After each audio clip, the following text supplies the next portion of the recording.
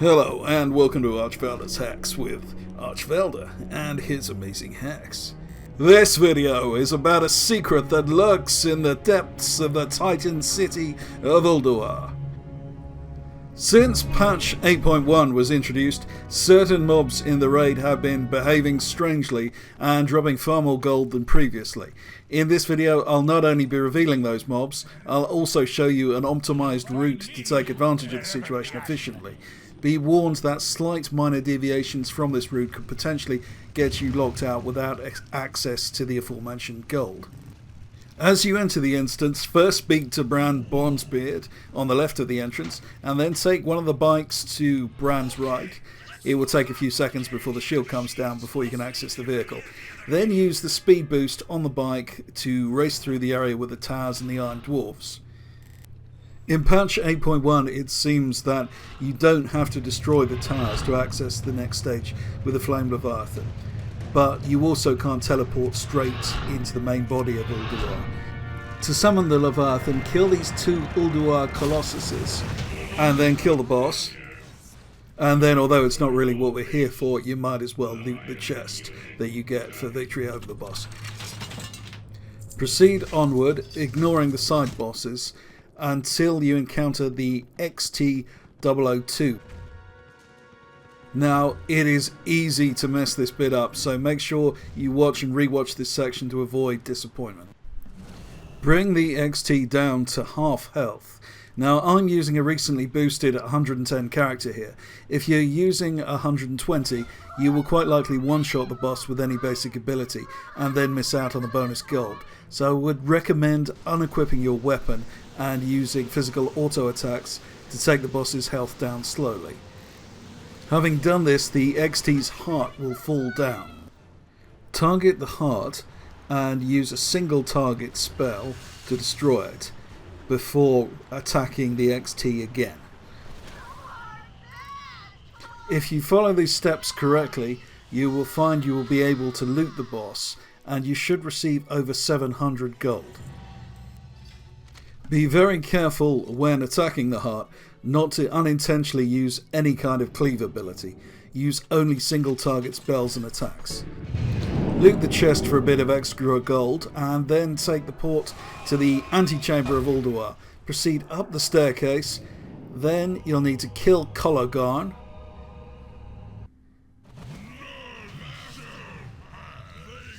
Go across the walkway and then make your way round to Freya's conservatory. At this stage you need to ask yourself how many characters that you have do you want to make gold with using this run. If it is more than one, then form a group with a character you've used so far on Group Finder. Log in on another character you wish to use and request access to this group. Then send an invitation on your first character and accept it on your second, and you should then have two characters on the same account in the same group. Now take your second character to Ulduar.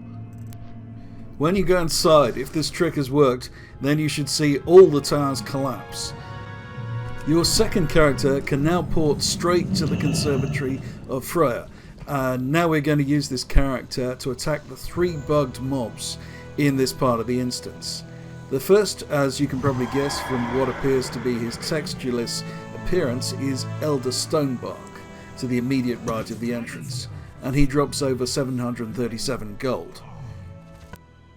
The next tree is Elder Ironbranch, who drops 744 gold.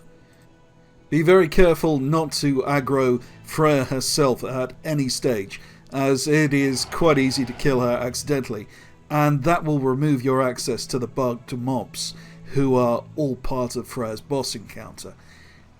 The final mob we need to kill is Elder Brightleaf, and he drops 712 gold. The whole process takes only about a minute or so per character for 2,200 gold, an excellent return on time invested.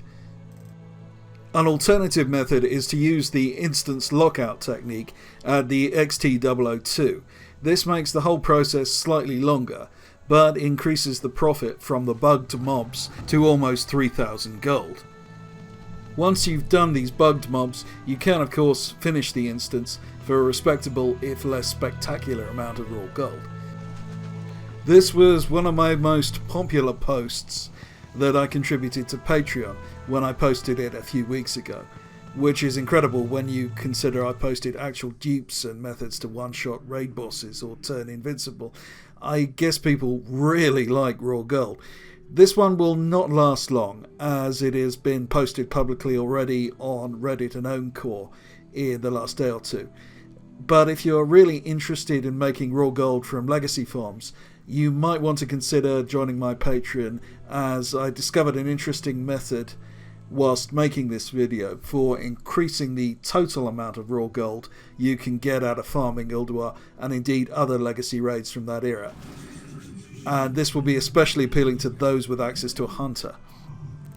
Also, I just want to briefly mention this because someone in every video I upload to YouTube, it literally is almost every video, will say something to the effect of enjoy your ban, or you will get banned for this, or whatever. It's very, very, very rare for anyone to get banned using any of my tricks, and very rare indeed for it to be something that I've contributed publicly. Realistically, Blizzard messed up here. They put an enormous cake in the game and people are now going to eat the cake. It's their fault. You should take advantage of it while you can. You should have no moral qualms about it at all. It's their mistake. And they're not going to go after individuals because it's horrendously impractical and it doesn't make sense from a business perspective. Now, I'd just like to thank Pyro, who told me about the 3 trees in Freya's garden, and Rodrigo Di Toni, who told me about the XT. It's not often I will use someone else's exploit without contributing anything to it, but in this case it was such a good play that I thought I'd share it anyway. I'd also like to thank Prismal, who designed my amazing intro trailer and has recently upgraded it. I'm going to leave a link to his website below if you want to check his stuff out. Thanks for watching. This has been Archvelder.